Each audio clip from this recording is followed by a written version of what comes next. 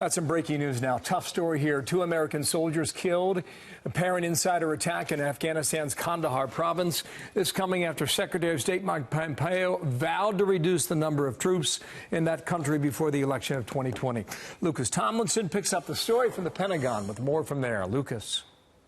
Bill, a U.S. official tells me an Afghan soldier who is supposed to be an ally killed those 2 U.S. soldiers at a base in southern Afghanistan. The commanding officer of the 3rd Brigade Combat Team, 82nd Airborne Division, announced the deaths of his soldiers in a Facebook post. Quote, "It is with a heavy heart that I inform you of the loss of 2 paratroopers from the brigade during combat operations.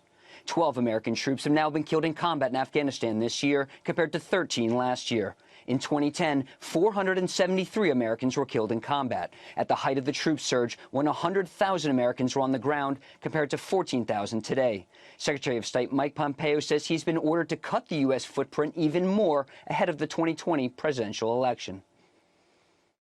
That's my directive from the President of the United States. He's been unambiguous. End the endless wars. Draw down, reduce. It won't just be us. The identities of the 2 Americans killed will be released after next of kin notifications are complete, Bill. Right now, when Air Force generals on the Hill testifying, there's controversy surrounding him. What's up, Lucas? That's right, Bill. General John Hyten, currently the head of all U.S. nuclear forces, is on Capitol Hill before the Senate Armed Services Committee. He's been nominated to be the vice chairman of the Joint Chiefs of Staff. But a former female Army colonel under his command in Omaha has accused the general of sexual assault stemming from an alleged incident at the Reagan Library in California in 2017. A few months before, officials tell me, she was fired for a, quote, toxic work environment and bullying subordinates. Before making the accusations against her boss, Colonel Kathy Spletstoser was herself accused of misbehavior. I spoke to the Army general who investigated her about the alleged bullying and the charges she is levying against General John Hyten, quote, "I don't find her to be credible at all," said Brigadier General Greg Bowen, now retired.